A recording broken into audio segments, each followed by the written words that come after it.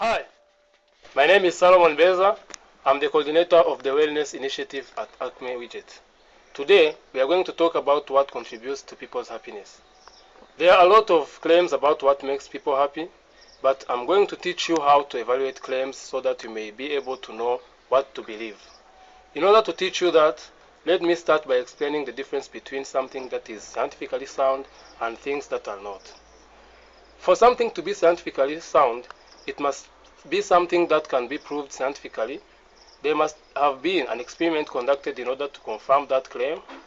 It is not just an assumption or beliefs.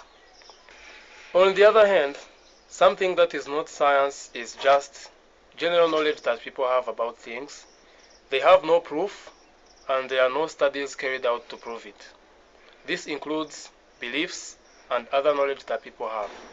I'm going to talk about two videos that present claims about how to improve people's happiness, and I'm going to guide you through the process of evaluating them. The first video is a TED Talk by a psychologist called Martin Seligman.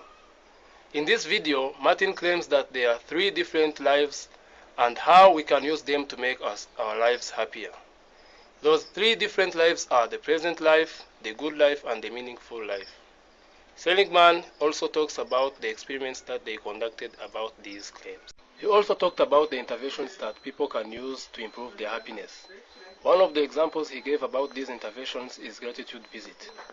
This is one of the things Seligman and other psychologists tested on people, and they found that people that were tested on it ended up becoming happier in their lives.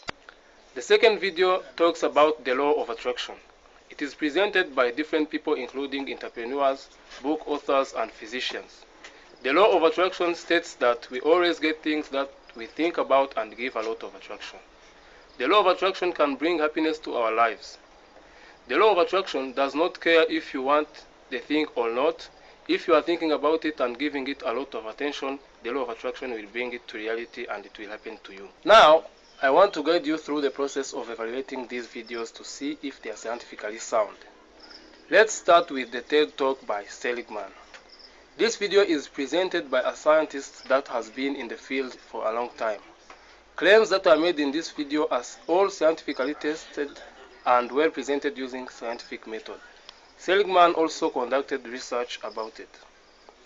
The law of attraction video, on the other hand, is presented by people that are not scientists. The claims they are making are not scientifically supported. They did not make a scientific research about it. This makes this video not scientific at all. I want to highlight some specific examples of claims from these videos. In the positive psychology, Seligman claims that visiting gratitude is one of the interventions that people can use to make their lives happier. This claim is scientifically sound because he tested it and he got results about it. In the secret video, they say that people that think about things end up getting it because of the law of attraction. But there are so many people that think about things but they die without even getting it. So, this is not scientifically sound because these people have no proof and they did not test it. Now what I'm going to do is to give you an example of stress in my life. Before coming to HapinessVideo, I was working at Disney. When I began to work there, I was struggling to meet deadlines. I used to go home with a lot of reports to write, and because of bad time management, I always find myself rushing in my work. It caused me a lot of stress and my work was not going well. In order to offset the stress, I started by making a timetable that clearly stated the time at which I had to do each task. Then in the weekend, I always went out with my friends and watched football games together. We also went to the cinema and other places just to have fun. This is one of the ways I applied positive psychology by trying to live happily with my friends. This also helped me to put my mind at ease. There was a time that my boss at Disney gave me feedback about my work and I felt threatened. I felt very hopeless. Instead of focusing on what he told me, I spent time thinking that I don't have the ability to be in that work position. I used to spend a lot of time alone thinking about myself. By that time, I was not able to eat anything. I couldn't enjoy the company of anyone, and it was a problem for me to go to work thinking that my boss will be looking at me. I was very frustrated and I couldn't get it out of my head. I always tried to ignore it, but I couldn't. It took a long time to get over it because I did not use any strategy to manage it. I want to finish this presentation by trying to combine different thoughts covered in the handbook and information in this video. First, we've covered what stress is and how to manage it, and we've seen that positive thinking and happiness can help you deal with it.